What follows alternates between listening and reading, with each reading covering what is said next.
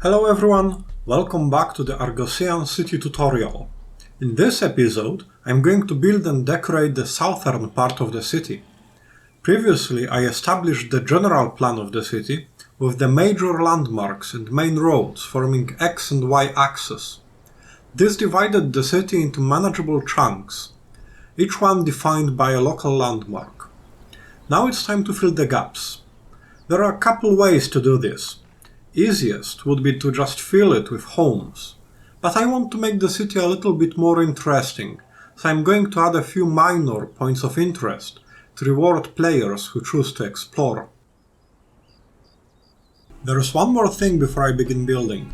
In the last episode, I've placed 3 famous characters as an Easter egg for you to find. Here they are. First, Homer, legendary poet, author of Iliad and Odyssey. There are 2 clues to his identity. First, the harp player, as the epic poetry was actually sung. And second, the blindfold, since Homer, according to tradition, was blind. The other 2 are placed together. The naked man is Diogenes, the cynic, a famous philosopher.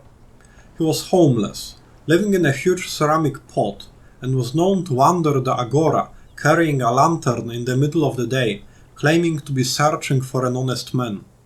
The warrior, clad in splendid armor next to him, is Alexander the Great. The 2 supposedly met in Corinth. Alexander told Diogenes to ask for anything, and he shall fulfill his wish. To which Diogenes replied, "Move aside and stand out of the sun." Okay, let's start building. Unlike the previous episodes, I'm going to start with a couple of homes. These are just filler, something to occupy the empty space, but don't let that mislead you into thinking that they aren't important. Quite the opposite is true in fact. Earlier I established the basic design principles for Argossean homes, that are roughly based on wealthy dwellings of the classical Athens, but for what I need to accomplish now, a different mindset is required. My main objectives are to properly frame the key areas of the city and provide a background for monuments and landmarks, while maintaining consistency and, most importantly, create a realistic, varied society that inhabits the city. This might seem a bit overwhelming, so let's break it down a bit. There are a few issues that need to be addressed: perspective, consistency, variety, divergence, inequality, and hierarchy. Perspective is the most important one out of the bunch, while the rest should be treated as secondary considerations of equal value. I know this might sound complicated, but it really isn't. Let me explain them one by one. Perspective is basically the audience's, or in case of video game, player's point of view. So I consider what movement options players have, all the areas they can access. Then comes the tricky part. Instead of focusing on the building I want to make, I focus on the nearest landmark or point of interest instead. Remember, we're making a background right now, so I consider which parts of the landmark to expose and which to obscure. By carefully planning surrounding filler buildings, you can achieve many different effects: distort the perception of scale and distance, draw attention to a specific area of the building, or hide parts of it. This also affects the aura of the landmark. Is it towering, dominating, overshadowing, or maybe welcoming, open, inviting? All of these characteristics are derived as much from the surroundings as they are from the building itself. Consistency and variety can be roughly defined as first choosing a general design or idea, and then varying it slightly. In this example, I have a few common elements, open courtyard, tiled roof, etc., that I use to create many individual layouts that are similar enough to keep the city consistent and keep it interesting, as they aren't simple clones. Divergence is different in one key aspect. It relies on the introduction of foreign elements that clash with general theme. This requires some kind of historical or lore explanation. For example, a city might be home to some minorities who have their own, completely different style of housing. A great example of this idea actually comes from Conan the Barbarian movie, where it is said that as Doom's influence spreads, the towers of Set are built in many cities, the foreign architecture enhancing the exotic and alien nature of the cult. Inequality is a sad fact of life. Some are rich, some are poor, but most are somewhere in between, and the city should reflect that. In the case of houses, there are two ways to incorporate this idea into design, by varying quality of building materials and furnishings, and the area allocated to each home. By applying either one, or sometimes both, the basic design can be morphed to suit the particular class of society. There's a general trend that poor mimic the rich, but simply don't have the means to achieve the same result. So parts of the design can and should be omitted in the poorer houses. Hierarchy helps to place correct type of dwelling in appropriate location. Simply consider value of the location. The closer it is to some important, prestigious area, the better off should be its inhabitants. The other way of looking at this issue is to consider influence a landmark might have on the surroundings. For example, a military fort might encourage growth of industry and services around that are required for it to function. In this case, I'm making a rather spacious homes made of locally available materials. The roofs are made of red tiles to maintain consistency, but their shade is a bit paler than the Argossean ones, and they lack decorative elements, clearly differentiating them from the theatre. The buildings are 2.5 tile high, so that the decorative colonnade is clearly visible, and I've also made a couple of balconies on the side facing the theatre, to give the colonnade more volume and light, as it's not immediately terminated in rather tall walls, unlike the main street leading to the gate, where 2 tile high walls with no windows on the lower level invoke the feelings of safety and privacy. Finally, a narrow, almost claustrophobic alleys lead to a secluded area behind the homes. For the last home, I've decided to build the lower areas on the side facing city walls, so that it's not immediately obvious that they are the same height as the rooftops, while at the same time avoiding the gap between houses, which would add volume and prominence to the alley, which I wanted to keep dark and narrow. This arrangement leaves a rather large space blocked from 3 sides by houses, acropolis and city walls. It is also naturally divided into grassy and barren areas, so I've decided to dedicate the first to household chores and separate it further with trees and vegetation, while the sandy part, due to terrain shape, presents an opportunity to add minor points of interest. Sure, I could simply place more houses here, but I want to break the monotony from time to time, and this cliff face is perfect to build a mine.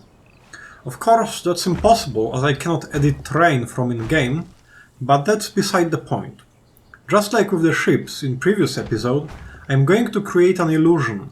So the basic idea is to create entrance leading nowhere. Decorate the exterior and let the player imagination do the rest. To clearly differentiate this structure from regular houses, I've decided to use support beams and place the tiled roof on top to connect it visually with the rest of the city. These are the same elements I've used for the ships, by the way, and the watchtower on the outer walls uses those as well. Just a reminder that various assets are way more universal than they seem at first glance. Context usually helps defining the form, but the tricky part is to indicate function, so I've used some planks here as a sort of track for wheelbarrows carrying rocks from the mine. I want to have some open space immediately behind the gates to properly expose the walls and make the shift from open landscape outside to urban environment more gradual. So I've decided to build a small market here.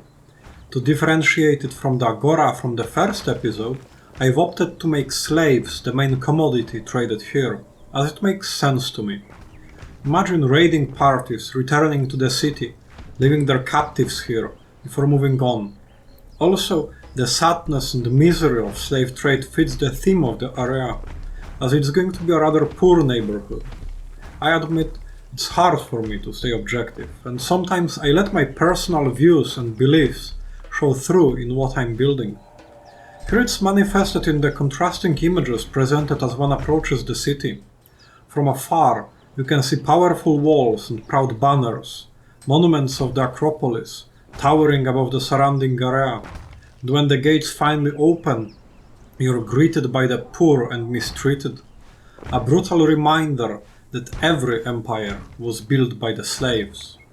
Then there's the city gate and walls, a barrier between untamed wilds, its dangers, but also freedom, and the city, the civilization bringing protection and stability at sometimes horrible price. Or on most basic level, the purity of nature contrasted with corruption of civilization. Even the mine I built just moments ago is actually a hidden message. Carved into the base of Acropolis, slaves toiling deep beneath the Grand Temple. It is actually a reminder that we often talk about beauty of Athens' architecture and wisdom of her philosophers and scholars, while forgetting that Attica had largest population of slaves in the entire Greek world, and silver mines of Laurion were famous for savage treatment of slaves who worked there. I know I may sound bitter, but my only agenda is to promote searching for truth and understanding the past, instead of twisting it to fit the current themes that happens so often, and to dismiss all the mental gymnastics this involves. I mean, consider for a moment Iliad, Homer's masterpiece, and its huge influence on Europe and the world. One of the most famous and important works of literature is a story of a dude throwing hissy fit because he's unable to rape a woman he kidnapped after killing her husband. But that's probably not what you learned at school. Anyway, let's get back to building. The area between Slave Market and Shipyard will be taken mostly by homes, but I wanted to keep the walls surrounding the naval base exposed to prevent it from blending with the rest of the district. To that end, I've decided to build some smaller structures around its gate. To keep it consistent with the area's theme, I've chosen to use Wheels of Pain, as they're a good excuse to keep more area relatively open. The name is a bit misleading. This is not actually a torture device, but rather a large grain mill. So I'm going to build a small industrial complex here, dedicated to supplying the base with bread. The first building will be a bakery. I need to make its function obvious, because otherwise it would simply be just another nondescript stone brick building, so I'm leaving plenty of free space around to decorate later with furnaces and other baking related clutter. This, in conjunction with the low ceiling of the building itself, will also help to keep the shipyard walls visible, which was my goal. The second area will contain Wheels of Pain and some stores brought there for immediate use. Also, having Wheels of Pain close to the gate might come in handy if I ever try to play the game using this city as my base. Though I'll be honest with you, I'm not really designing this to be a viable player home. The reason is simple. It's way too large and kills performance, at least on my PC, and there's nothing that can be done about it. I don't want to go into too much detail, but building it in-game introduces insane and unnecessary geometric complexity. A project like this should be done in proper editor, with meshes optimized and lights baked, etc. But then again, it's kind of fun pushing game's engine to its limits, as long as my GPU won't die a fiery death in the process. The last building is a granary. Large ceramic pots called pithoi, or pithos in singular, were commonly used to store liquids and grains. Since they could easily weigh more than a ton when full, they were usually located on the lowest level of the house, often partially embedded in the floor for ease of access. I'm simply taking this idea and scaling it up to create a dedicated granary. I've built two more later, identical to this, along the shipyard's outer wall.